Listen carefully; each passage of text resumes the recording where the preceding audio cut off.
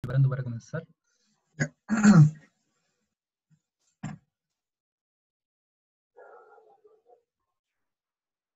Mari Compuché, bienvenidos a todas y todos a esta nueva sesión, la cuarta y última sesión del taller de influencia de los procesos geológicos en la cosmovisión mapuche. Damos la bienvenida desde el programa de pueblos indígenas de la Facultad de Ciencias Físicas y Matemáticas de la Universidad de Chile. Todos cordialmente invitados y bienvenidos para participar de esta nueva charla. Dejamos al profesor Cristian Bastián Curibir para que comience con la presentación. Chaltumay. Muchas gracias, Cristian. Vamos a compartir pantalla. Perdón, también recordar anotar los nombres para la asistencia en el chat, y también recordar que las preguntas se van a ir leyendo al finalizar la cátedra y el profesor va a ir respondiendo a medida que vayamos avanzando con las.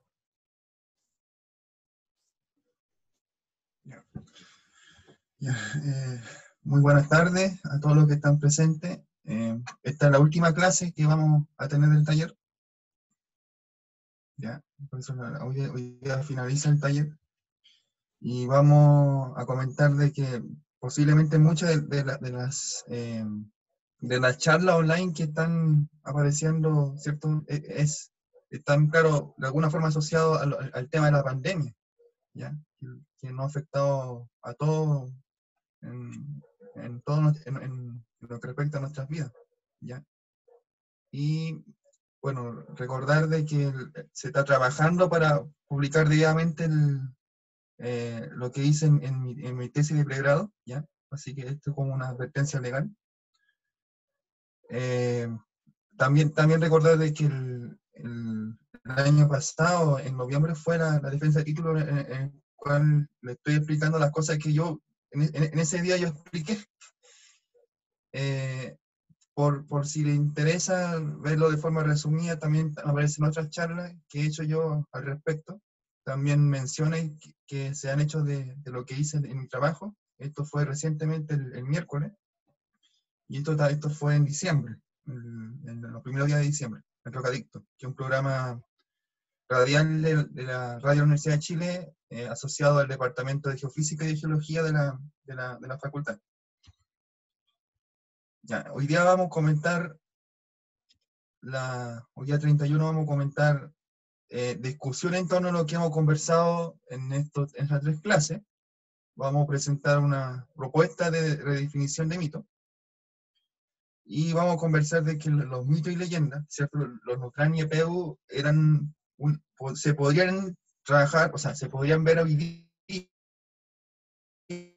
¿cierto? Bajo el prisma de los tiempos actuales, como una educación preventiva y educativa para la supervivencia frente a fenómenos naturales, ¿cierto? De naturaleza geológica y también hidrológica.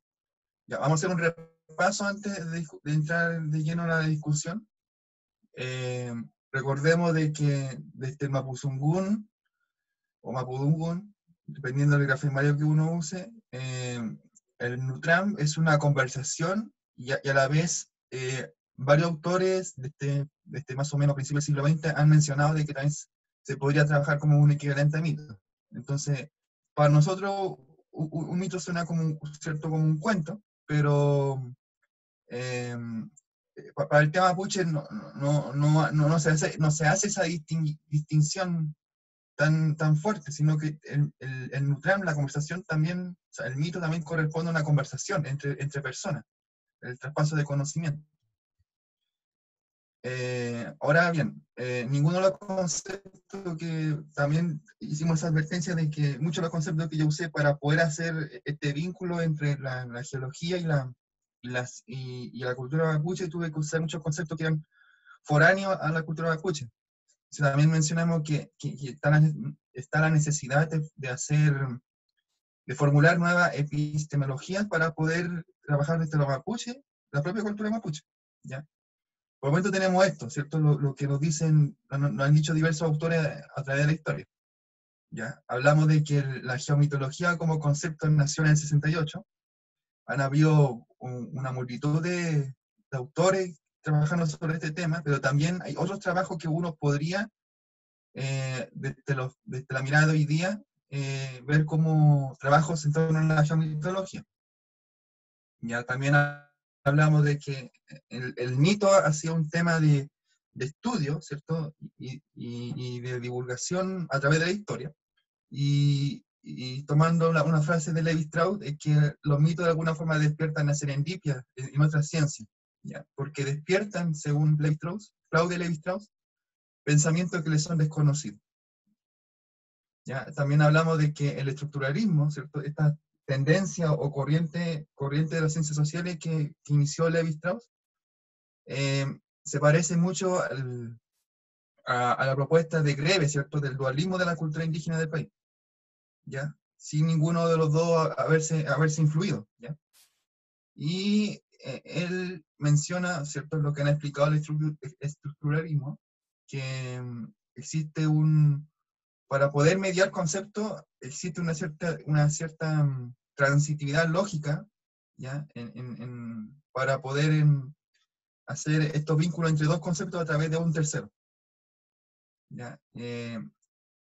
También rescato mucho a Levi Strauss, que explicó su propio estructuralismo como algo que se podría hacer con análogo con la geología, algo lo cual yo estudié, y, y en el cual uno estudia, ¿cierto? La teoría de que hay de alguna forma de explicar la diversidad en el paisaje, ¿ya? Y aquí muestro algunas fotos de Cristalini del 2000. Algo fundamental que también destacamos de Levi Strauss es que según él, ¿ya? Y sobre lo cual yo también comparto, el pensamiento que logró hacer que nuestra especie siguiera hasta el día de hoy, ¿ya? No es el pensamiento científico que no, técnicamente inició hace poco, ¿cierto? Hace como 400 años, ya a través del trabajo de René Descartes. O sea, a partir de él se considera que empezó genuinamente el pensamiento científico, pero el pensamiento de lógica a lo concreto, o el pensamiento salvaje o mítico, es lo que ha hecho que la humanidad siga hasta el día de hoy, ¿ya? Y independiente de cuándo uno tome el origen de la humanidad, ¿ya? Es lo que nos ha llevado a seguir como especie hasta el día de hoy, ¿ya? Al relacionar los acontecimientos con el conocimiento que se tenía desde entonces, ¿cierto? Generar estructuras que son en este caso los mitos y leyendas. Levi Strauss argumentaba de que uno podía trabajar sobre traducciones, ¿cierto? Para poder hacer análisis mitológico. Pero puede servir esto para una primera aproximación, pero si uno quiere ser riguroso, ¿cierto? Con el tema, uno tiene que recurrir, ¿cierto? Al texto original, ¿ya? Lo cual lo fundamentó Sapir en 1929 con el relativismo lingüístico, ¿ya? Bueno, María Esther Grebe, que fue ¿cierto? La primera académica en proponer la cosmovisión mapuche como un tema de estudio, ¿ya? Su forma de plantearlo es muy similar al planteamiento de Levi Strauss, ¿ya? También comentamos de que, ¿cierto? De la ciencia social o de la psicología, se explica esta idea de vincular aspecto humano de animales, ¿ya? A través de este concepto del antropomorfismo o la apofenia, ¿ya? Y bueno, aquí hay una imagen, ¿cierto? De una película animada, ¿cierto? De Cars y Toy Story, ¿cierto? Cómo uno puede ver figuras humanas en los árboles, en las montañas, ¿cierto? Como sucede acá en España, o cómo se logró percibir una pelea, ¿cierto? Una pugna entre soldados españoles y mapuches después de muertos, ¿ya? A través de las columnas volcánicas de Volcán Yaima. Y lo que significó en su momento también el primer tratado de paz, ¿cierto? Entre españoles y mapuches, ¿cierto? También comentamos que Grebe presentó, ¿cierto? Este diagrama, ¿cierto? De que la cosmovisión mapuche entiende al universo como una verticalidad, ¿cierto? Entre planos o plataformas, ¿ya? Que también habíamos explicado de que se entienden como cuadradas en el sentido de las direcciones cardinales, ¿cierto? Mal dicho puntos cardinales, sino en las direcciones cardinales, hacia el este, orientado hacia el este, al igual que muchas culturas andinas. Pero también está la interrogante si se entendía como redonda esférica, ¿cierto? Y presenté algunas frases, ¿cierto? De Andrés Febre y Juan Yanculev, ¿cierto? Sobre esta idea de que la Tierra era redonda, ¿cierto? Se consideraba que la Tierra era redonda desde siempre. ¿Ya? Eso es una pregunta abierta, ¿ya? Eh, bueno, de los temas de Greve, ¿cierto? De la proposición de Greve, también hice una interpretación propia, ¿cierto? Sobre la trascendencia del pan, ¿cierto? El Rumulkovke, del Trolov o corteza de los árboles, y el aspecto fragmentado que tiene la bomba volcánica o los piroclastos, ¿cierto? Con la ceniza. Hicimos ese, también estuvimos conversando eso. Que no hubiera tenido esa idea si no hubiera hecho ese vínculo entre lo que hace mi papá, ¿cierto? Todos los días, trabajando para mantenernos, ¿ya? Y tampoco el único que tiene trabajo es él, por el tema de la pandemia, él tiene trabajo nomás, pero el resto de la familia estamos cesantes.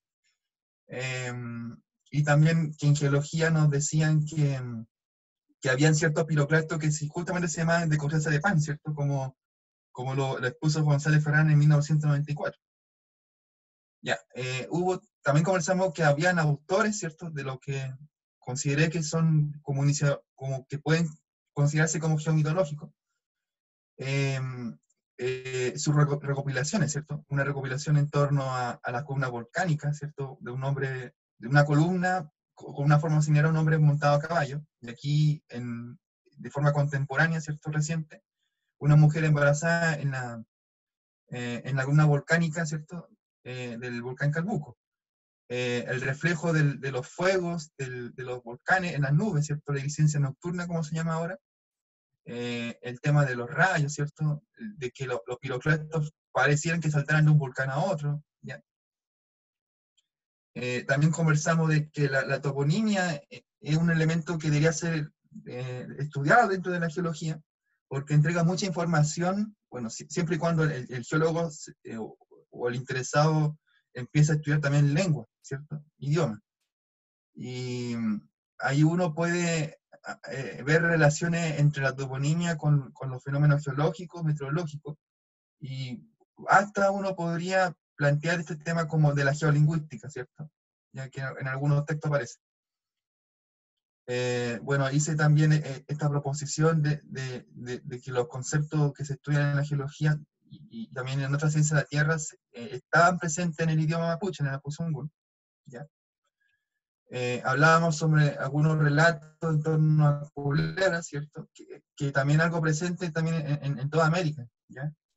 Y Levi Strauss hacía un comentario de que el tema de la serpiente era común de Alaska hasta Tierra del Fuego, y posiblemente tenga relación con esta como columna vertebral que recorre todo el continente, ¿cierto? De la montaña rocosa, la montaña, el altiplano que está allá en México, ¿cierto? Donde está Ciudad de México.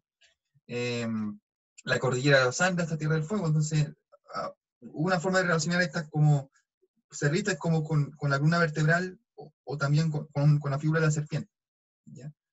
Hablamos de la peluquina, que sería un relato asociado a... Fue propuesto como de lares y colada de lava por Villagrán y Videla en el 2018. Yo con mi profesor propusimos que hace referencia exclusivamente a las coladas para joven. Hablamos del Guyuchi, que estaría relacionado con los gases volcánicos, y el Caguacagua, que serían los remolinos asociados al contraste térmico abrupto entre coladas de lava, ¿cierto?, a 800, a 1000 grados, y las nieves, ¿cierto?, de los volcanes. Entonces ahí surgirían estos remolinos que producen un sonido similar a un silbido o un golpe de puerta. Hablamos también del mito fundamental del pueblo mapuche, que es la pugna entre Tren y Caicay, esta serpiente del agua y esta serpiente de la tierra, que tiene un comportamiento global, ¿cierto? Percibido a través de los tsunamis, ¿cierto? También hablamos de que este mito tendría un comportamiento más local, ¿ya? A través de las remociones en masa y de los lahares que suceden en la cordillera principal, ¿cierto? Cordillera de los Andes. hicimos también una propuesta en torno a cómo uno podría clasificar los fenómenos geológicos, meteorológicos, y también de que estos no eran entendidos por separado, ¿cierto? Como lo señaló Foster en su libro 1995.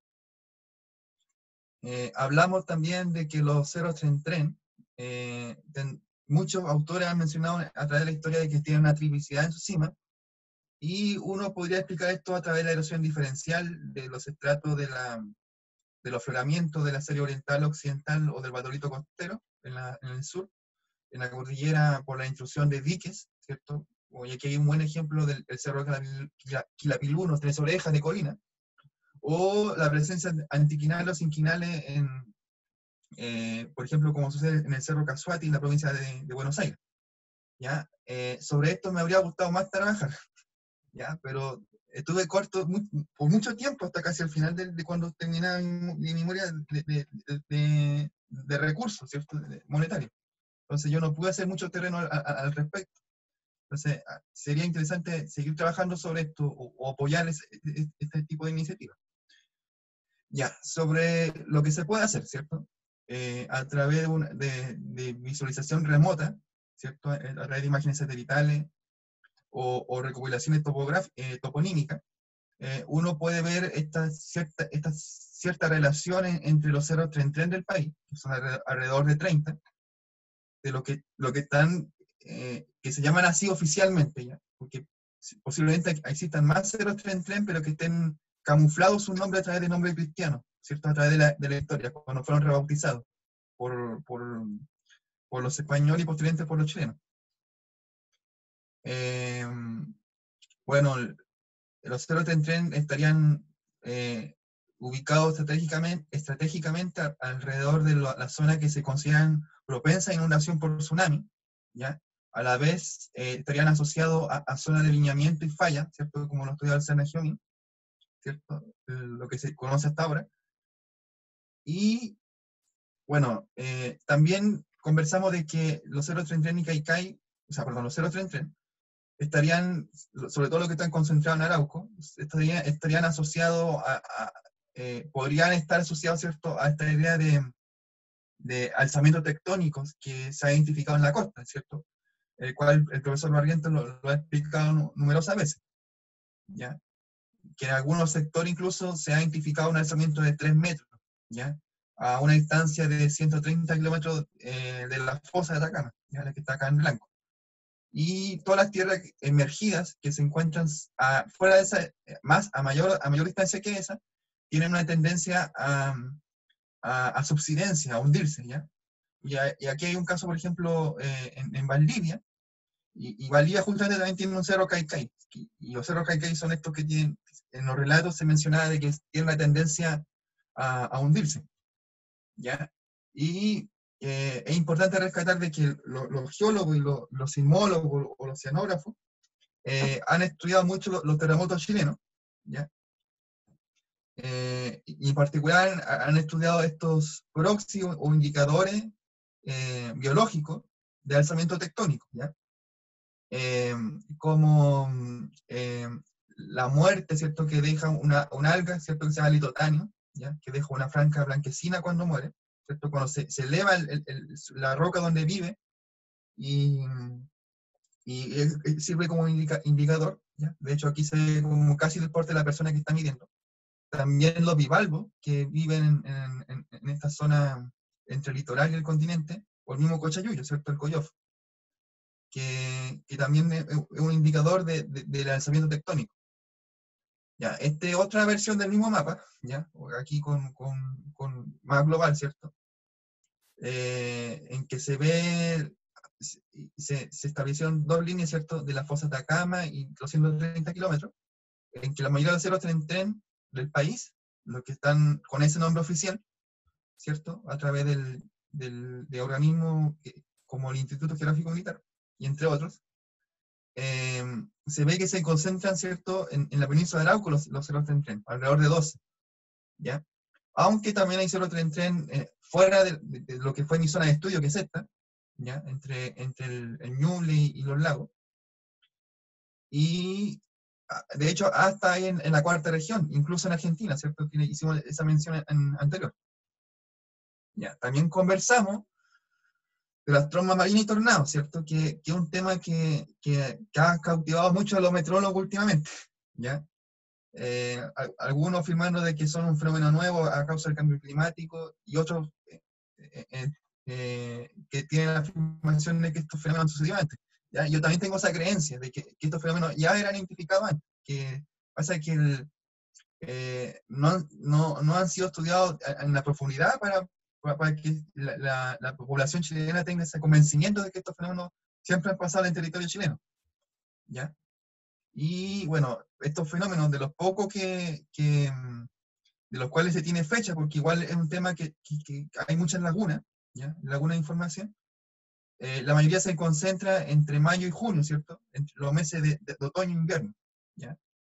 Y los tornados chilenos o trombas chilenas tienen un comportamiento similar hasta ahora, ¿cierto? Al comportamiento de los tornados o trombas marinas en California, ¿cierto? Que igual tiene un clima mediterráneo, o el sur australiano, que también tiene un clima mediterráneo marítimo, ¿cierto? Y dista mucho este comportamiento respecto a los tornados globales que han pasado en el mundo. En este caso, lo más conocido son de los Estados Unidos, en las grandes llanuras del centro de Estados Unidos, que sucede en verano, pero hay un caso que también no ha sido muy estudiado, que es el caso de los tornados sudamericanos, ¿cierto? Que están desde el sur de Brasil hasta el norte de Argentina, tomando por completo Paraguay y Uruguay y el sur de Brasil, el sur de Bolivia, ¿ya? Y de hecho, tengo entendido que los tornados más violentos del planeta son los que suceden en Argentina, ¿ya? En particular lo que es por la provincia de Córdoba, ¿ya? Ahora, replanteando esto, si han pasado alrededor de 70 eventos desde que se tomó por primera vez en 1633, ¿por qué no pensar que también habrían pasado justamente antes de este año?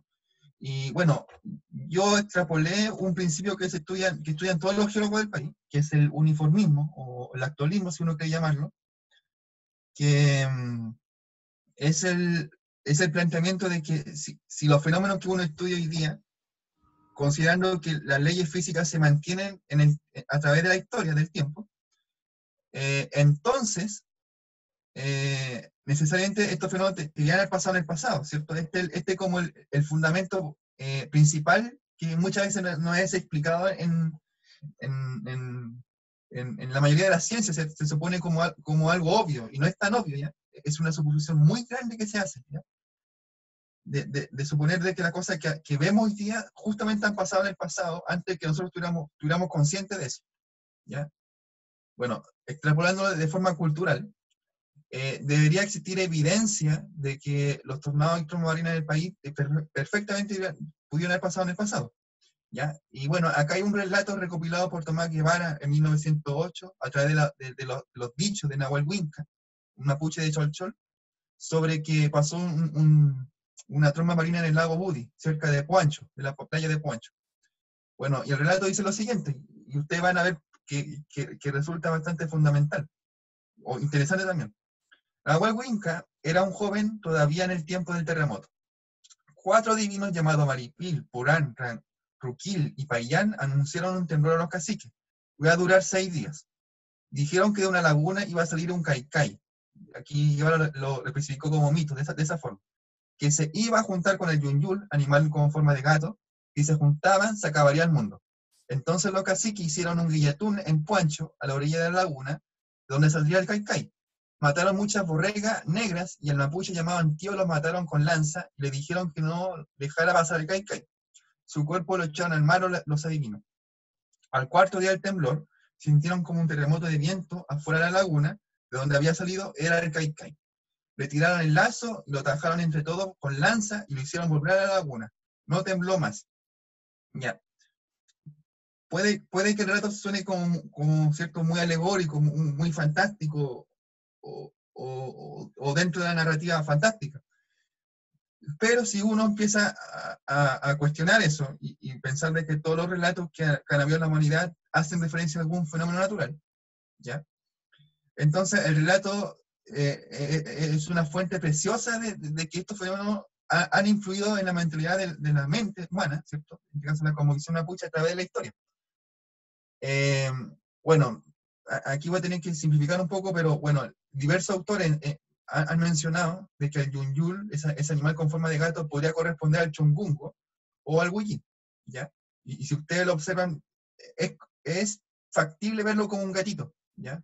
Por la forma que tiene, la posición que tiene, la barbita que tienen estos animalitos, que son mustelidos, ¿cierto? Mustelidos chilenos.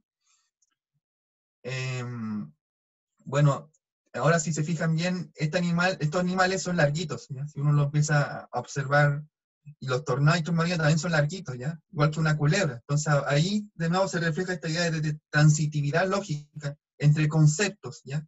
Que algo muy, muy común en la cultura indígena andina, ¿ya?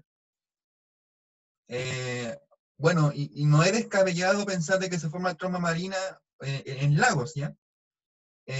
Por ejemplo, en el 2018, ¿cierto? En Twitter se apareció esta fotografía de que se formó una tromba marina en el lago Yanquihue.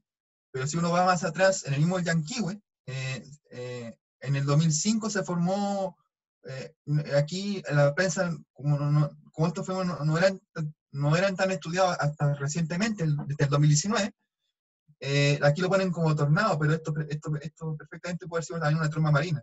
Y de hecho, los mismos meteorólogos, ¿cierto? En su estudio han indicado de que las trombas marinas, si pasan al continente, deberían llamarse tornado, ¿ya? Porque el mismo fenómeno, o sea, ambos fenómenos responden a la misma naturaleza de formación. Aunque también escuchando al profesor Rondanelli, quien habló el día miércoles, a veces los remolinos locales que se forman, ¿cierto? Por alguna inestabilidad local, cuando son capturados por nubes de tormenta o cumulonimbus, también se transforman, ¿cierto? En tornados de tromba marina, ¿ya? Generalmente los tornados de tromba marina descienden de la nube de tormenta a través de una nube de embudo, ¿ya? Pero si también hay un remolino dando vuelta por ahí, puede ser capturado, ¿cierto? Y ahí, en este caso, iría desde el suelo hacia el cielo, ¿ya?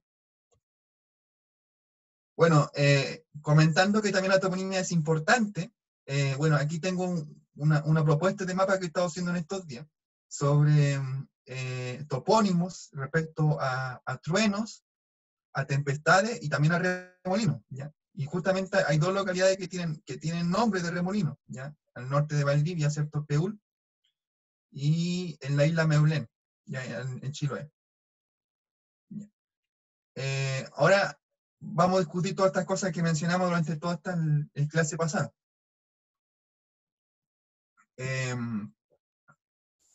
Bueno, todas estas recopilaciones que hice yo no fueron hechas por mapuches hasta muy recientes, ¿cierto? A partir de la década del 90 más o menos se ven más o menos frecuente trabajo de gente mapuche hablando sobre cosas mapuche. Pero en realidad el grueso, ¿cierto? De todas estas recopilaciones o ideas, ¿cierto? Sobre la cultura mapuche en realidad no son por mapuches, son por gente foránea.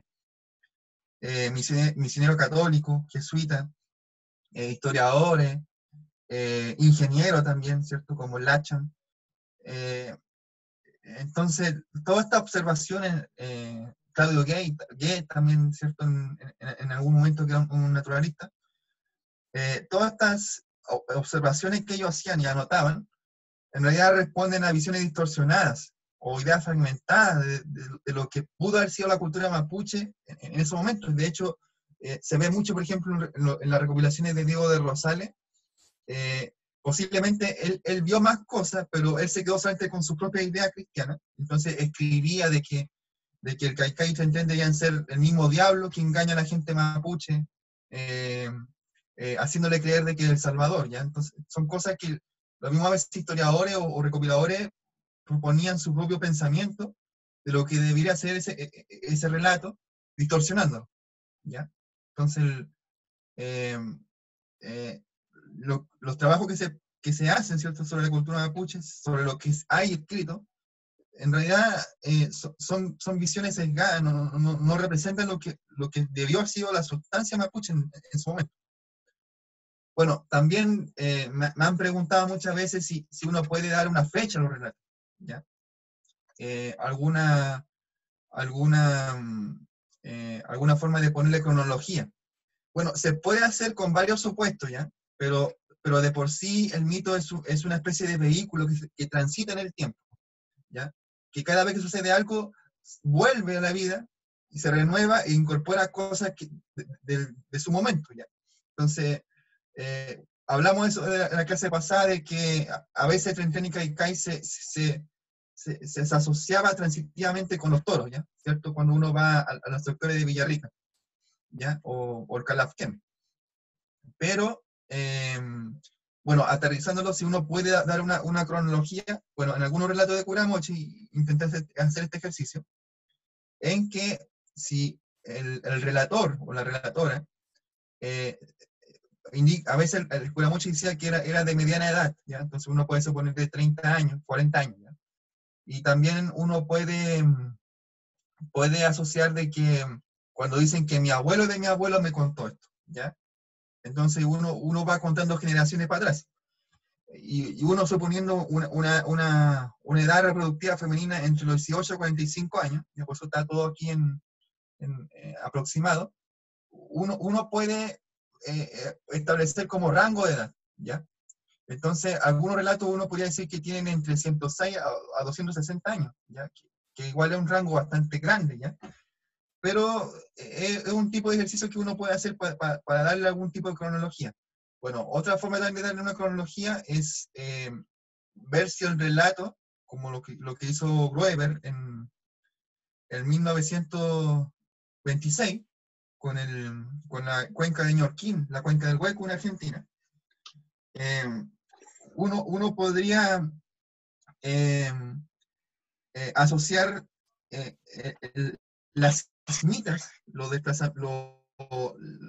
la deformación sísmica que tienen los sedimentos lacustres con otros lagos que están cercanos, ¿cierto? Como el lago Icalma, ¿ya? Y ahí uno podría decir que si los estudios paleosísmicos indican que en el lago Icalma sucedieron terremotos alrededor del año 1000 a 1400, ¿ya? Más o menos, igual es un rango largo. Entonces, posiblemente las sismitas que están en la cuenca de Ñorquín perfectamente corresponderían a ese periodo. Entonces, ahí uno también podría hacer unas correlaciones. Incluso también en conversaciones que he tenido, uno podría relacionar los relatos mapuches, ¿cierto?, con tsunamis que están descritos, ¿cierto?, en la antigüedad de Japón, ¿ya? Porque los tsunamis recorren toda la cuenca del Pacífico y llegan hasta hacia el otro lado del mundo, ¿ya? En este caso Japón. Y Japón ya en ese tiempo se escribía, entonces ahí uno también podría establecer algún tipo de correlación y darle algún tipo de fecha a los relatos, ¿ya? Pero esto en realidad son puras proposiciones nomás, y no es algo certero. Se trata de ser certero, pero el trabajo en sí es difícil, ¿ya? Bueno, aquí el relato lo correlacioné con la erupción conjunta del Villarrica y el Mocho, ¿cierto? Que podría haber sido estos relatos, pudieron haber iniciado en 1688, pero más bien esto es una propuesta, ¿no? Ya, discusión fuerte. Bueno, los relatos de los cuales yo trabajé, la mayoría son volcánicos, ¿ya? Pocos son en realidad a nivel costero, ¿cierto? Y también son pocos de naturaleza geológica o meteorológica en la depresión central. Y uno podría pensar de que, en una primera aproximación, de que la cantidad de relatos volcánicos de la cultura mapuche posiblemente estén relacionados justamente con la dinámica de la zona volcánica sur, ¿ya? Que es más o menos desde Santiago hasta el Jackson, allá en Aysén, más o menos, ¿ya? Y que son volcanes que tienen la tendencia a tener una alta actividad volcánica, ¿cierto? Con muy corta periodicidad. ¿Ya? Entonces, por ejemplo, Villarrica, que es uno de los volcanes más activos del mundo, que desde que se han tomado registros, lleva más de 50 erupciones, ¿ya? En 5 siglos, eso da como por lo menos 10 erupciones por 100 años, o sea, 10 erupciones en 100 años, ¿ya? Entonces, perfectamente una persona humana, un individuo que esté en estos sectores, puede ver entre 1 a 3 hasta 4 erupciones en su vida, ¿ya? En escala humana. Entonces eso, y justamente las personas ven cambio morfológico abruptos cuando suceden las Ares, ¿cierto? Esta colada de barro que bajan de los volcanes, o cuando hay colada de lava, ¿cierto? Formándose nuevas rocas. Ahí uno puede tener idea de que por qué hay tantos relatos mapuche asociados en este caso al volcanismo, ¿ya?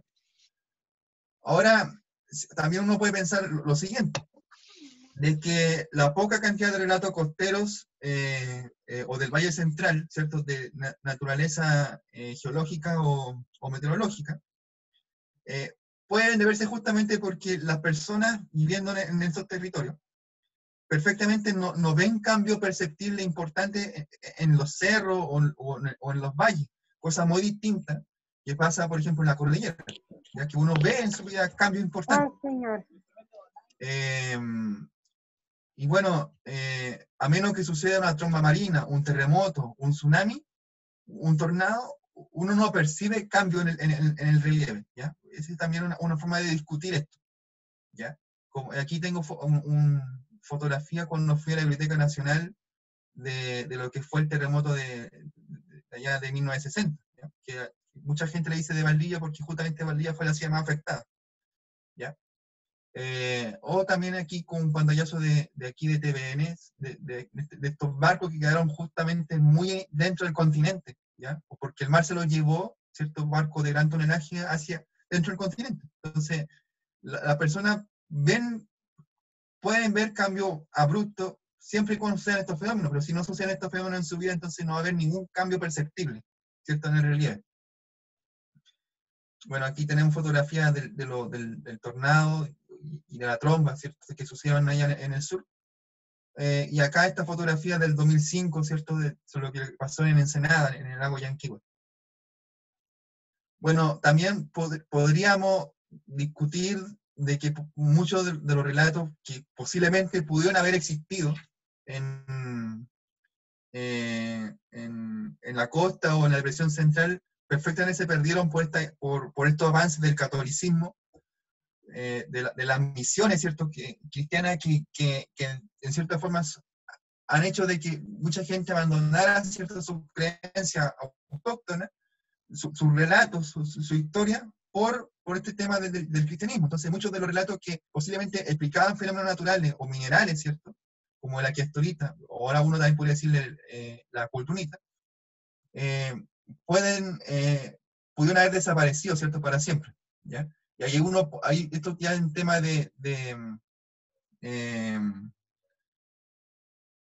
dentro de la especulación geológica que uno podría hacer al respecto, ¿cierto?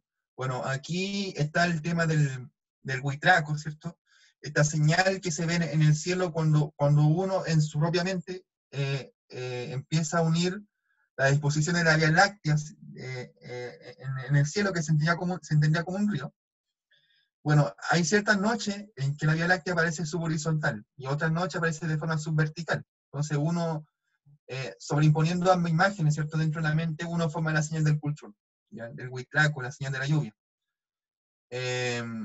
Y uno también podría hacer este análogo de que los mismos diseños, ¿cierto?, más o menos similares a este. Hay muchos diseños sobre el Culchún, ¿ya?, dependiendo de la machi, ¿cierto? Pero la mayoría tiene una figura similar a la gestrolita. Entonces uno podría hacer esa relación de que quizás el diseño se basó en este mineral, ¿ya? Pero, de nuevo, aquí los relatos que yo he encontrado sobre este mineral, ¿cierto?, es que expliquen cómo la gente creyó que este mineral se daba en la Tierra, ya están muy sincretizados, muy diluidos dentro de lo fantástico y dentro del catolicismo, del catecismo, ¿ya? Bueno, hay relatos que son de tipo muy cristiano, ¿ya?, que mencionan que la figura de la cruz está asociada a los soldados españoles y a los sacerdotes que murieron en la guerra de Arauco, ¿ya? Entonces su alma, como eran sirvientes de Cristo, quedó en la señal de la cruz. Ahora, si uno recurre a otra fuente como Oreste Prat, en 1983, menciona de que esta forma sería porque los guerreros mapuches, los huichafes, cuando murieron en la guerra de Arauco, dejaron la señal de su tierra, ¿cierto? Y estos serían como las almas o los puyus de la gente mapuche. Entonces ahí uno ve que el relato de lo que pudo haber sido, aunque ambos consideran de que es a causa ¿cierto? De la muerte de alguien, ¿ya? O la muerte de personas, que dependiendo de sus creencias dejó estar incluido, ¿ya? De lo que pudo haber sido, ¿ya? Y posiblemente será muy difícil reconstruir lo que debió haber sido originalmente. Ya. Bueno, también uno puede darle otras observaciones a las cosas que nos enseñan en el colegio, ¿ya? Sobre la distribución geográfica de los pueblos indígenas con su territorio, y ahí uno puede tener ideas también de cómo se desplazaron los relatos, ¿ya? Cómo se dio esta dinámica. Bueno, antes de 1540, muchos autores, ¿ya? Han propuesto esta distribución, ¿cierto? De los pueblos de habla de Mapuzungún, ¿ya? Los huilliches, los puelches, los pehuenches, los mapuches y los picunches, ¿ya? Y aquí hay una zona de transición, lo que ahora Santiago hacia el norte, con la cultura de Aquita. Pero cuando llegaron los españoles, empezaron a transformar el relieve, perdón, la distribución geográfica del pueblo mapuche. Y bueno, la forma en cómo entraron los españoles al continente, ¿cierto? Al territorio mapuche, fue a través de la costa o de la depresión central. Y esto podría explicar de por qué los relatos costeros empezaron a desaparecer, ¿ya? Porque justamente en esta zona fueron las primeras que fueron catolizadas, ¿ya? Y lo último que se incorporó fue la cordillera, el territorio cordillerano. Y bueno, tienen que tomar que esta dinámica también está sucediendo en Argentina, ¿ya? Yo no he encontrado mapas para poder digitalizarlo del desplazamiento de la capital de Buenos Aires hacia la Patagonia, ¿ya? Pero casi hay como un movimiento de pinzas, ¿cierto? Del gobierno central de Santiago y el gobierno central de Buenos Aires, en que arrinconó la cultura mapuche hacia la cordillera, que fue lo último que se incorporó, ¿cierto? A esta idea de los Estados-naciones de Chile y Argentina, ¿ya? Y esto también podría explicar la cantidad de relatos que se conservaron hasta el presente, ¿cierto? La poca cantidad de relatos costeros y de la depresión central, y la mayor cantidad de relatos, ¿cierto?, que se preservaron en la cordillera, ¿ya? Bueno, aquí sí visualiza el desplazamiento de la colonización alemana, ¿ya? Lo que está acá, cuando llegaron los alemanes, empezaron también a extender su influencia, ¿cierto?, territorial.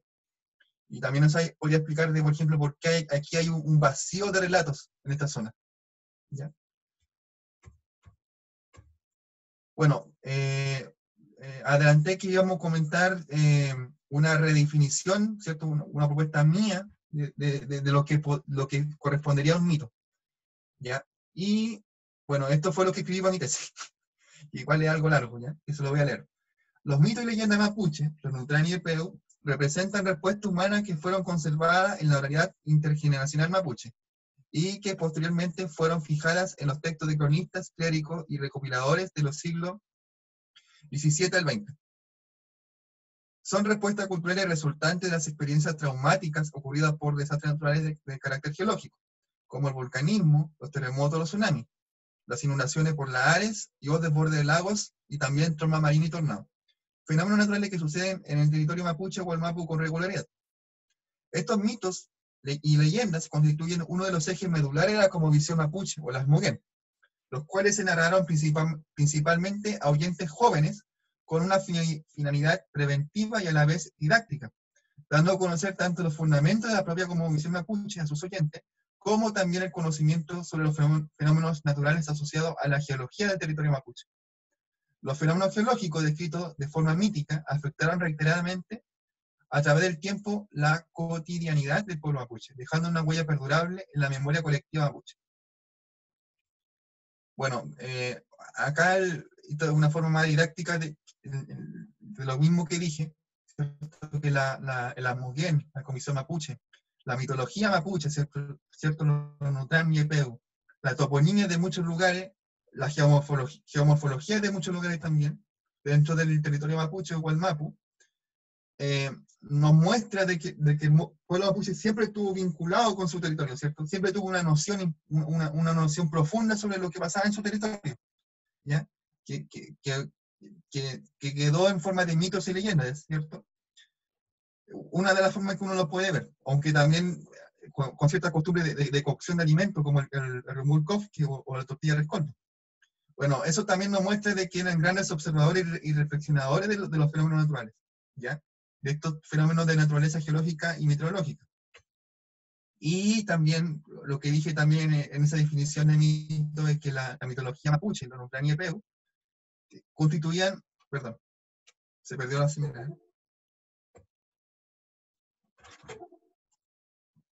¿Pueden ver la pantalla, no? Sí, se está viendo la pantalla. Sí, es que, a ver, voy a tener que compartir de nuevo pantalla. Compartir.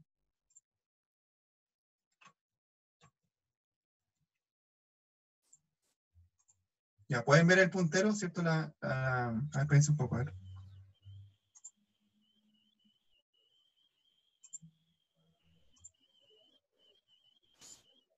Y ahí sí. Ya, pueden verlo, ¿cierto? Sí, se ve educación preventiva y se ve... Ya. Sí, sí, sí se ve. Ya.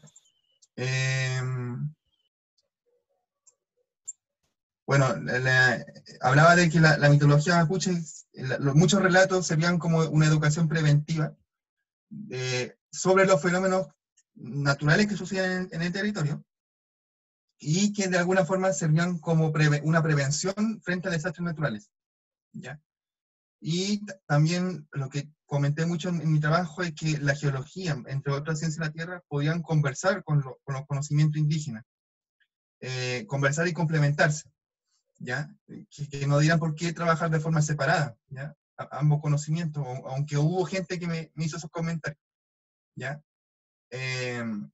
Que esto puede servir para hacer una revalorización de lo que conocemos, ¿no es cierto?, de la cultura de nuestro país, para...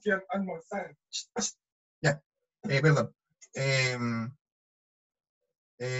Para revalorar nuestras raíces y la cultura de nuestros pueblos indígenas, ¿cierto? La mapuche, entre otras culturas. ¿Ya? Bueno, con esto ya terminamos la presentación. Dejo mi contacto, ya que yo quisiera seguir investigando esto, pero no me ha ido bien hasta ahora, y sobre todo con el tema de la pandemia del coronavirus, que no he podido ir a conversar personalmente con profesores para poder plantearle que se podría seguir investigando esto. Y también estoy buscando de trabajo, ¿ya? Haciendo ambas cosas, entonces también dejo mi contacto para ambos. Terminamos las clases, agradezco a las personas que me ayudaron durante el proceso, ¿ya? Son muchas personas, pero bueno, aquí tengo fotografías de algunas de ellas, ¿ya? Que desde el colegio que conozco a personas que me han ayudado, mi propia familia, mi propio padre, amigos de mecánica, cuando estuve en mecánica, amigos de la universidad, ¿cierto? Amigos mapuche también, que tengo. Y bueno, agradezco también a ellos el apoyo. Muchas gracias y bueno, con esto terminamos. Muchísimas gracias, Tomás y Peñi, por toda la clase, el desarrollo de todas las 4 clases que magistral cátedra que dio. Bueno, recordar que vamos a ir leyendo las preguntas si tienen y ya mientras usted iba presentando hay algunas preguntas que fueron saliendo. Por ejemplo, por lo que se ve en los mapas, hay más cerros Trentén que Caicay. ¿Por qué podría ser esta diferencia?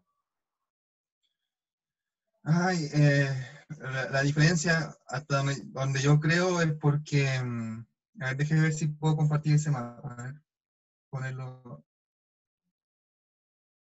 ahí vamos a poner eso. Compartir pantalla. A ver, no puse.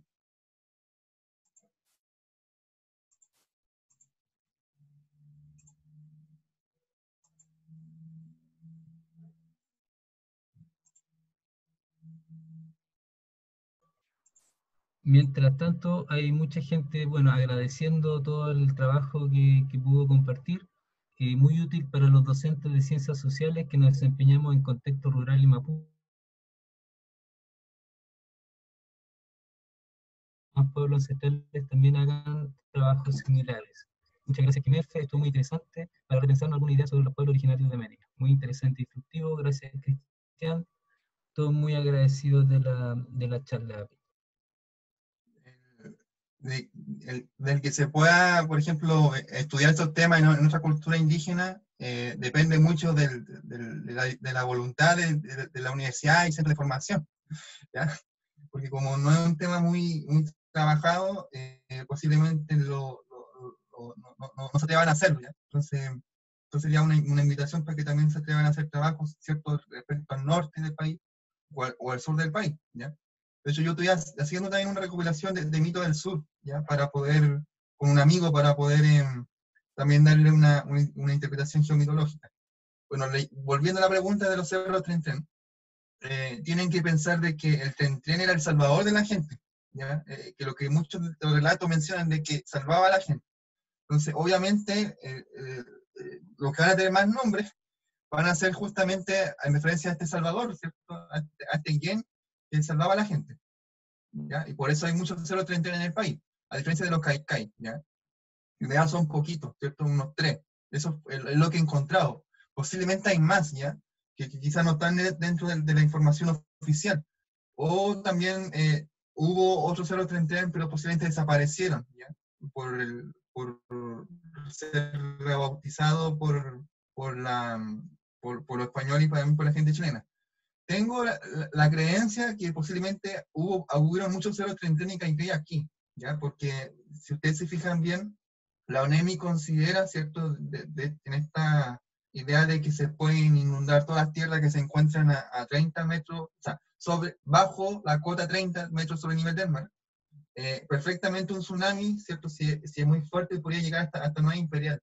Entonces, bueno, ahí habría que discutir si es posible técnicamente o no, ¿ya? O sea, pero si uno empieza a trabajar con estos parámetros, uno ve que perfectamente se puede inundar. Entonces, posiblemente aquí hubo 0,31 que cae aquí, pero posiblemente se perdieron en el tiempo, ¿ya? A diferencia de lo que se conoce oficialmente como 0,33, ¿ya? De hecho, pueden haber muchos más 0,33 en el país, pero pueden que estén con nombre cristiano. Y yo escribí que posiblemente existan 80, ¿ya? 80 cerros con nombre Tren, pero es porque, como mencionan muchas veces, que los cerros Tren tienen 3 puntas, o 3 orejas, ¿ya? Busqué todos los cerros cristianos con nombre de 3, entonces por eso creo que podrían ser 80 cerros, ¿ya? Pero, y de nuevo, todos esos 80 cerros están como por zona costera, ¿ya? Entonces, podría ser eso, ¿ya? Pero es un trabajo difícil, ¿cierto? Habría que convencer a autoridades universitarias, a profesores que estén dispuestos a trabajar sobre el tema, financiamiento para trabajar sobre estos temas para poder esclarecerlo, ¿ya? Entonces, es algo que lo he intentado, pero hasta ahora no ha avanzado mucho, ¿ya? Y posiblemente otros estudiantes que tengan ese interés también se encuentren con esa dificultad, ¿ya? Entonces, es un trabajo bonito, ¿cierto? Es que se podría hacer, pensar, plantear, pero hay que de alguna forma lograr el clima, ¿cierto? El contexto para que esto se siga desarrollando. Peña. En relación al mismo tema de los mitos, dice, recordando el relato en que los hombres confrontan y a Pacugún, no sé qué, al Caicai con lanzas, ¿qué interpretación se plantea si se están confrontando con un fenómeno geológico? Me imagino que se refiere a esto, ¿no? Porque usted mencionó la lanza, ¿no? Sí, las lanzas. Los hombres que enfrentan al Caicai con lanzas. Si se plantea un fenómeno geológico al respecto. O sea, este hace referencia a dos fenómenos, ¿cierto? A los sismos y en este caso a la tromba marina, que fue glaciada, ¿cierto? Para que volviera al lago Budi, ¿cierto? Bueno, esto yo lo discutí harto, ¿cierto? Con mayor profundidad en mi texto, pero puede que hayan ciertas personas que lo consideren un buen análisis, otra gente puede que consideren no lo consideren un buen análisis, ¿ya? Porque el tema no es típico, ¿cierto?, de la ciencia de la Tierra, ¿ya? Hacer ese análisis, ¿ya? Y bueno, no hay terremoto que dure 6 días, ¿ya? No, por lo menos en la evidencia, ¿cierto?, instrumental humana, no hay terremoto que dure esa cantidad de días, pero si uno tiene la salvedad, ¿cierto?, de que enseña la sismología, de que hay terremotos precursores, ¿cierto?, o sea, sismo precursor a un terremoto grande, ¿ya? Y también hay réplica, ¿cierto?, después de un terremoto grande, ¿ya? Como ha pasado en el 2010 o en el 60. Entonces ya es plausible, ¿cierto?, pensar de que cuando dicen el terremoto duró 6 días, posiblemente fueron una serie, ¿cierto?, un enjambre sísmico, ¿cierto?, una cierta cantidad de días, un terremoto grande y después una cantidad apreciable de réplica. Entonces, ahí uno podría pensar de que el terremoto, ¿cierto?, el conjunto de todos estos sismos duró 6 días, ¿ya? Esa es una salvedad que uno podría hacer, ¿cierto?, señalar de esa forma. Ahora, la idea de los animales, ya que hay muchos textos, ¿cierto?, que mencionan sobre animales, ¿cierto?, que uno se lo busca en Memoria Chilena, ¿cierto?, esta página dependiente de la Biblioteca Nacional, o también lo busca en Biblioteca Digital, ¿cierto?, dependiente de la ex-DIVAM. Ahí uno también podría ver que hay una cantidad mucho más grande, ¿cierto?, sobre relatos en torno a animales, ¿ya? Animales que viven en el Gualmapu, ¿ya? De hecho, la cantidad de relatos sobre animales es mucho más grande que la cantidad de relatos en torno a fenómenos geológicos meteorológicos, ¿ya? De hecho, uno lo podría responder, señalar, o sea, hacer la equivalencia con las fábulas, ¿ya? Porque hay muchos relatos que dan como una enseñanza valórica usando animales para poder enseñar de que hay cosas que no se deben hacer, ¿ya? Bueno, hay muchos autores que han discutido, ¿cierto?, autores no mapuche, ¿ya? Lapchan, por ejemplo, este ingeniero que fue con el tema ferroviario de la Araucanía, Tomás Guevara, Rodolfo Lenz, entre otras personas, que estaban interesadas en la cultura mapuche, pero no eran mapuche, ¿ya? Que habían señalado de que este animal, ¿cierto?, con forma de gato, el yunyul, podría ser, ¿cierto?, el chungungo, ¿ya?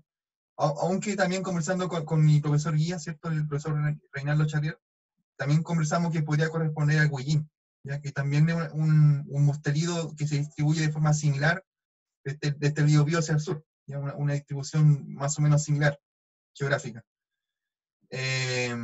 Ahora, yo menciono mucho de que esta idea de transientividad, ¿cierto?, de relacionar dos conceptos en base a un tercero, podría explicar de por qué este animal se asoció con el Caicay al fin del mundo, ¿ya? Como menciona acá el relato, ¿ya?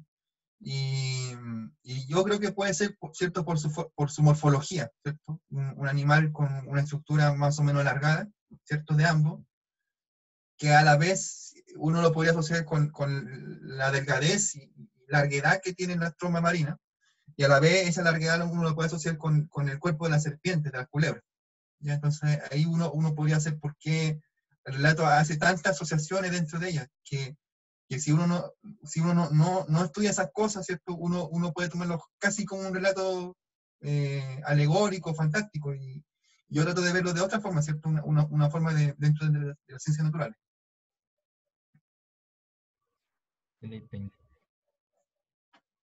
Pregunta cortita. ¿El lugar que nombró delante es Puancho? ¿Con P? ¿Puancho? Con P, ¿sí? Puancho. Ya. Nelson Guajardo Ibáñez Ahí está dice, muchas Poncho. gracias. Ah, Puancho, ahí está. Nelson Guajardo Ibáñez dice, muchas gracias, Cristian, por tu presentación y por compartir tu trabajo. Bueno, mucha gente muy agradecida. Considerando que en la tradición cultural del pueblo mapuche, el o los peumas, sueños y el piam como forma de relato tienen un importante lugar en la construcción de conocimiento, epistemología, quisiera preguntar si tú en tu trabajo de campo te encontraste con estos elementos, piam, peumas, Es decir, si fueron parte de los relatos que recogiste. Si no fuera así, ¿prevés que constituyan un importante dato para futuros trabajos de investigación que realices? Muchas gracias. Sí, sí encontré el tema de los sueños, ¿ya? Bueno, Rodolfo Lenz también lo menciona mucho, ¿cierto? En su trabajo recopilatorio, en 1912, que una de las formas, y también Kuramochi, yo sé que Kuramochi en 1992, eh, mucho bueno, hay gente que lo sabe y gente que no lo sabe, ¿ya? Pero eh, mucha- muchas personas, o sea, muchos recopiladores, han señalado de que los Nutram, aparte de hacer alegoría a fenómenos no vistos, ¿cierto? Sería como una definición occidental de mito, ¿cierto? En la narración se da un fenómeno que no fue visto presencialmente por quien lo cuenta, ¿ya? Eh, También dentro de esto, ¿cierto? Las interpretaciones que se hacen sobre los sueños, sobre los peumas, ¿ya? Y eso lo señaló Lenz, ¿cierto? Como una forma de que las machis, ¿cierto? Obtendrían su conocimiento, ¿ya? Una de las formas de obtener su conocimiento. Y bueno, hay relatos de Kuramochi y de Lenz de que eh, más o menos similares, a pesar de la distancia temporal que hay de 1912 a 1992, de que, de que las machis en sus sueños viajarían, ¿cierto?, a lugares problemáticos, ¿cierto?, a lugares con una erupción. Entonces, cuando los sueñan tendrían la prevención de que si ese fenómeno sucediera, ¿cierto?, afectaría a la zona donde vive la machi con su comunidad, ¿ya? Eso también, lo que yo me acuerdo, de alguna forma también se han mencionado en Augusta, y también en Luis de Valdivia, en 1606. Hacen alguna mención chiquitita, ¿ya? No tan abundante como de Lenzo o Kuramochi. Entonces, el sueño, ¿cierto? Las interpretaciones que se pueden hacer sobre los sueños también es un elemento que entra dentro del entorno del mito, ¿ya? Y yo también me di cuenta de eso, ¿ya? Y algo que también me contaba mi mamá, que gente también conversamos sobre los sueños, ¿cierto? Y, y bueno, esto ya no es como algo como científico lo que voy a comentar, es como algo más bien familiar, que tuvimos algunos, ¿cierto? Mi mamá y yo tuvimos algunos sueños como de una nube negra, ¿cierto? Pasó por todo el barrio, ¿ya? Y suponemos que quizá la nube negra hace referencia al coronavirus, ¿ya? O sea, pensamos que puede ser así, que la nube negra pasó por el barrio, pero se quedó en algunas casas, ¿ya? De ahí no salió más esa nube. Entonces, eh, lo comentamos con mi mamá, ¿no? ¿Cierto? Como que posiblemente sea un sueño referente a la actualidad del coronavirus, pero eso de nuevo ya no es científico, ya no, estrictamente no es científico, sino que entra dentro del campo de la cultura, ¿ya? Y de la creencia humana. Entonces, eh, ahí debo decirle que hay que hacer una separación, ¿cierto? De lo que es estrictamente científico, geológico, y lo que ya entra dentro del campo de las suposiciones culturales.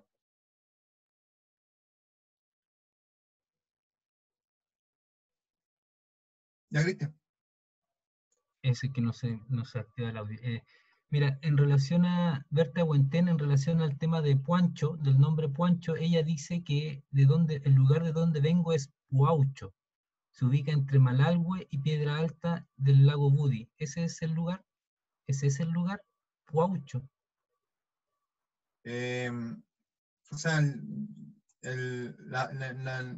yo digo que sí, ¿ya? O sea, porque yo también lo he encontrado como Puaucho, ya como lo dice ella. Claro. Que, vamos a volver acá. Ya. Que, bueno, Moeshbach hace la equivalencia entre Puaucho, como dice la Lamien, y Puancho, ¿ya? Y bueno, eso lo hace el padre Ernesto de Moeshbach en 1940, si no mal recuerdo, ¿ya? En su libro de la voz de Arauco, ¿ya? Y él hace un trabajo toponímico en el cual hace equivalencia de nombres, ¿ya? y esa equivalencia es Puaucho, ¿cierto? Con Puancho, ¿ya? Entonces correspondería a ese lugar. Ya, súper. Desde Puel Mapu preguntan, ¿tienes algo que contarnos de la erupción del volcán Puyehue Cordón Caulle? En esos tiempos estaba trabajando en la frontera del lago Frías, Argentina, y Peuya, Chile, El Paso Pérez Rosales, y los amigos de Chile algo me habían comentado, mientras que en Argentina no se sabía nada de lo que se venía. ¿Estaba siendo estudiado? Gracias. Sobre el volcán Puyehue. ¿Es sobre eventos recientes o sobre eventos antiguos?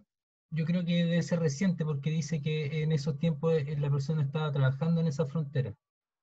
No tengo nada respecto a eventos recientes, pero lo que Ya. sí podría señalar es que, vamos a volver a la diapositiva de geomitología, acá, ¿ya? Quien hace un estudio volcánico, ¿cierto? Pero histórico volcánico, María Petit Ruiz, en el 2006, ¿ya? Entonces, ella tiene una información recopilatoria importante, de hecho, una de las más grandes sobre erupciones volcánicas, ¿cierto? Y ahí uno podría eh, ahondar más sobre lo que pregunta el Peñi, pero yo no tengo información reciente, yo tengo más información del pasado. Sí, bueno, ahí Lucía es la persona que pregunta y dice que fue el 2011, pero no está la información.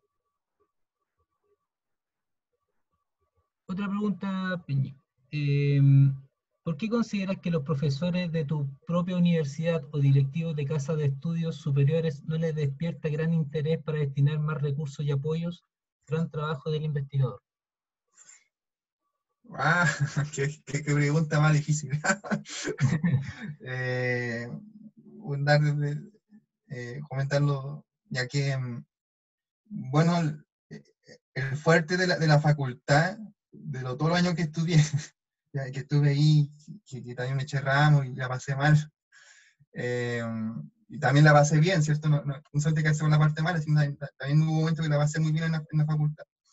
En realidad, el fuerte de la facultad, dependiendo del departamento que uno mencione, es más sobre abstracciones, ¿cierto?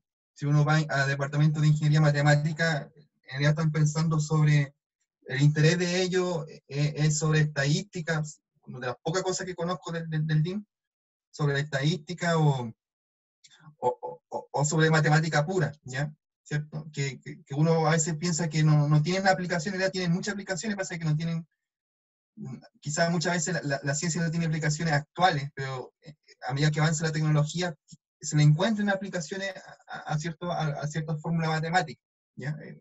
Hay un caso bien bonito cuando ¿cierto? Einstein menciona que para su, para su teoría de la relatividad, usó conocimientos matemáticos que en su momento se pensaban de que eran solamente como una diversión matemática, ¿ya? Y él lo aterrizó, ¿cierto? Ocupó esos conocimientos que estaban y formuló su teoría, ¿ya? Si uno va a otro departamento como astronomía, el interés de ellos es más bien de medición, ¿cierto? De conocer, ¿cierto? El firmamento, ¿cierto? Los fenómenos que suceden en el firmamento.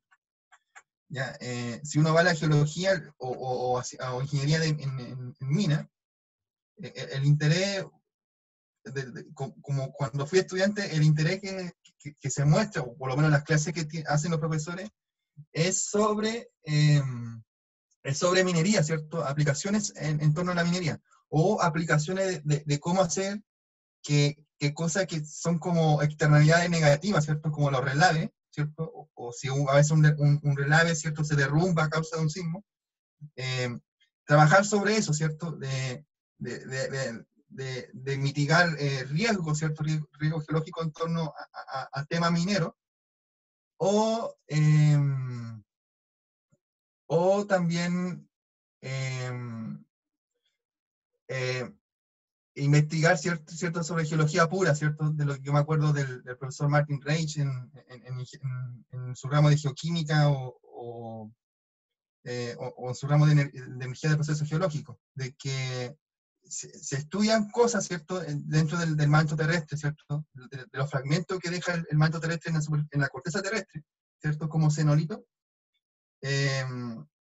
Uno, el interés es entender qué es lo que sucede justamente bajo nuestros pies, ¿ya? Que eso ya es como ciencia pura, ¿ya? O en el caso de la sismología, el tema, el interés es estudiar los sismos, y tengo entendido que hay trabajos que están buscando predecir sismos, ¿ya? Hay discusiones si se puede o no predecir, ¿ya? Bueno, la idea es tratar de lograr algo así como la meteorología, de lograr predecir para salvar vidas, ¿cierto? En algún rango de minutos, ¿cierto? Salvar la mayor cantidad de vidas.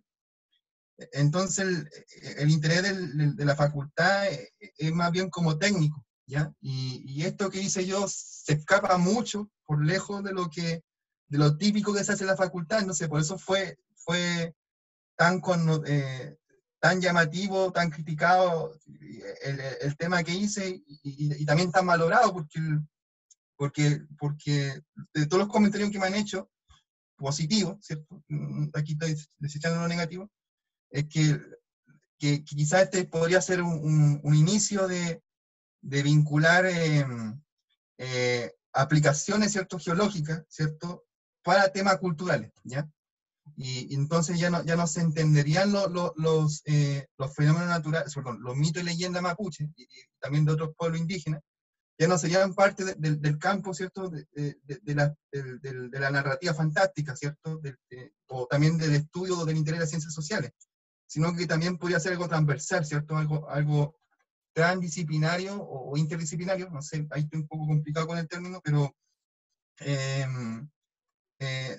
sería interesante que surgieran más trabajos así, ¿ya? Yo desconozco si van a surgir más trabajos bajo esta idea. Posiblemente sea el único. No, eso no lo sé. Ojalá que aparezcan más, ¿cierto? Y no solamente en la Universidad de Chile, sino también en otras universidades del país. Y no solamente dentro de la geología, sino también dentro de la sismología, de la oceanografía, la misma astronomía, ¿ya? De hecho, bueno, aquí cito que aquí hay un astrónomo australiano que trabajó sobre mitología australiana, ¿ya? Y él hacía ese rescate de que muchos relatos indígenas australianos eran observaciones genuinas sobre meteoritos, ¿ya? Sobre caída o impacto de meteoritos. Entonces, es algo que se podría trabajar, pero yo desconozco cómo esto será en el futuro. ¿Cristian? Ley. Gemita dice, muchas gracias, es un tremendo trabajo. Como estudiante de geología y mapuche me gustaría mucho seguir estos trabajos para poder seguir ampliando esta rama tan importante para la carrera y cultura. Si tuviera la oportunidad de trabajar y ayudar a ustedes en algún momento sería maravilloso. Saludos, Geología Universidad Católica del Norte. Luego, Cristian, muchas gracias por tu excelente taller. Espero que entre las personas que te siguieron haya quienes te ayuden a encontrar oportunidades para continuar con tu investigación. Chaltumay. También Claudita Ahumada Jürgens dice, Cristian, te contactaré para hacer una charla así acá en la universidad a los alumnos de pedagogía. Otra pregunta que hacen es, en la cosmovisión mapuche, ¿podría trazarse una relación con la teoría geológica de Gaia? Oye, eso me suena como a Nibiru, como a los Anunnaki, me suena muy... yo no sabría responder eso porque no es dentro de lo que yo conocí en geología, entonces desconozco esa teoría. ¿Ya? Lo que me suena de Gaia es a narrativa de ciencia ficción de Isaac Asimov. De ahí me suena Gaia, pero no desconozco si en geología se ha trabajado sobre eso. Lo desconozco, no sabría responder. Sí, aquí hay otra pregunta complicada también. En la historia, los machis fueron reconocidos como herejes, pero en la actualidad, para el mundo científico, ¿se reconoce a los machis? Si fueron reconocidos, ¿cuándo y cómo fueron considerados? Los machis. Mire, de lo que yo conozco, a través del trabajo de María Petit-Bruy, ya, aquí de nuevo la voy a mencionar, vamos a buscar esa diapositiva, aquí está. Ya, de lo que conozco, ya, a través del trabajo de ella, es que las machis, o los machis, pues también son hombres, ¿ya? Pues hay mucha gente que cree que las machis son mujeres, ¿cierto? Pero en realidad son de ambos, ¿ya? Hombre y mujer. Eh,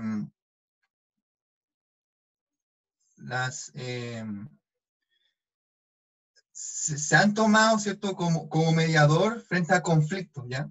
Porque se toma como una figura de autoridad la machi, o el machi. Y bueno, el caso más bonito de las cosas que yo me acuerdo de haber leído de ella, es sobre esta mención del acuerdo de paz de Quilín, ¿cierto?, de 1640, en que cuando la gente vio, vamos, no sé si voy a encontrar esa diapo ahora, aquí, ya. La gente, ¿cierto? Bueno, no es que la gente mapuche haya escrito sobre eso, sino que eran cronistas y soldados españoles que escribían sobre la cultura mapuche. Entonces, hay que tener esa salvedad que pudieron haber adornado o pudieron haber criticado, ¿cierto? Eh, eh, sobre lo que ellos debieron haber visto, ¿ya? Aquí un buen ejemplo de crítica, ¿cierto?, que lo hace a cada momento de Diego de Rosales, ¿cierto?, cuando menciona Tren y Caicay, ya que dice que Tren y Caicay es el mismo demonio que engaña a la gente, ¿ya? Lo dice a cada rato, ¿ya?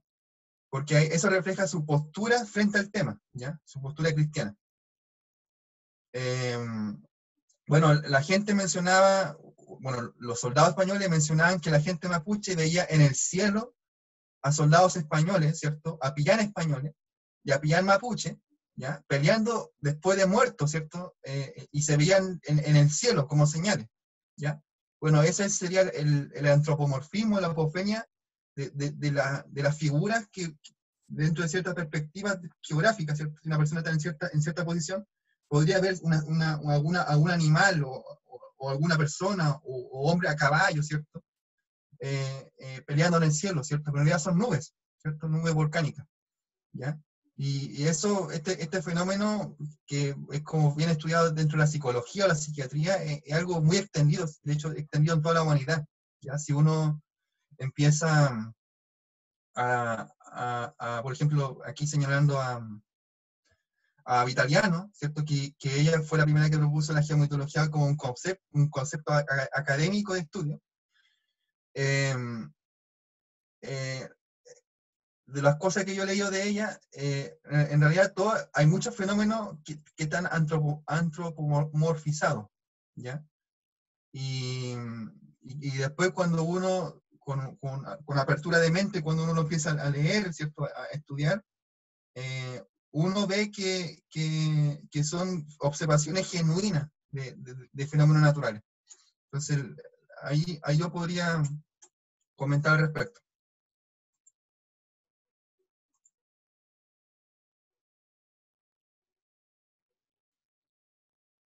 Ya, ¿Cristian? súper, sí, estamos aquí. Me parece que no hay más preguntas de las que se han ido viendo. Bueno, tenemos un machi en huelga de hambre pidiendo su respeto, pidiendo se respete su derecho a ir a su rehue, dicen. Mucho agradecimiento, muchas gracias de estas sesiones. El estudio de investigación es parte de lo que aún tenemos como compromiso en nuestro pueblo. Seguiré por el mismo camino con aquellos que están en nuestro pueblo en el norte. Enhorabuena, Jayaya, Jayaya. Mil gracias por las 4 sesiones, un tremendo trabajo, felicitaciones. Como es novedoso, no esperes que te tiendan una alfombra roja para avanzar, es más fácil criticar. Mañún Quimelfe, esto me da confianza para desarrollar mi investigación académica junto a los saberes, respetando mi tugún. Bueno, está mucha gente muy agradecida por el trabajo, por las 4 sesiones. No sé si ya vamos cerrando, Peñi, si quiere decir algunas últimas palabras. Todo muy, muy agradecido en general. Últimas palabras. suena fuerte. Estoy cerrando este ciclo, Sí, después sí, vendrán más ciclos. sí. Bueno, de nuevo, gracias por el interés, ¿cierto?, que han mostrado mucha gente ¿cierto? Desde que yo empecé el trabajo, ¿ya? También gracias al programa, ¿cierto? Este programa que se inició no hace mucho, ¿cierto? Que pasó el caso de Catrillanca, uno podíamos dar una fecha al programa de pueblo indígena de la facultad. Gracias a ellos también por darme el espacio, ¿cierto? De conversar conversar lo que hice, ¿cierto? De mi tesis a través de redes sociales.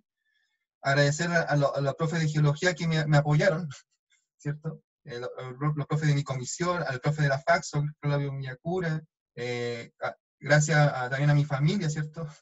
Que también tuve pro y contra dentro de mi propia familia, ¿cierto? Tuve comentarios como de miedo de lo que podría pasarme, pero también tuve también apoyo de ellos siempre, ¿cierto? Sí, y de hecho, a medida que fue pasando esto en mi investigación de 3 años, casi 3 años,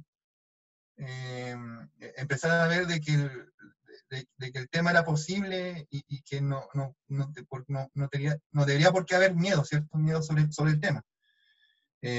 Agradeciendo también a amigos que tuve en la facultad, que me hicieron a veces comentarios, a veces para aconsejarme, y a veces yo era un poco porfiado, un poco llevaba mi idea.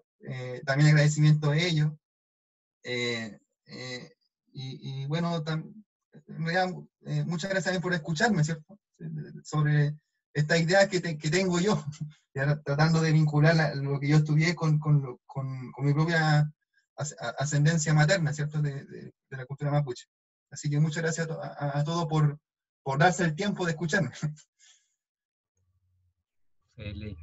Bueno, en nombre del Programa de Pueblos Indígenas de la Facultad de Ciencias Físicas y Matemáticas de la Universidad de Chile, agradecemos a todos por su participación, por el trabajo de Cristian de poder transmitirnos y seguir la enseñanza.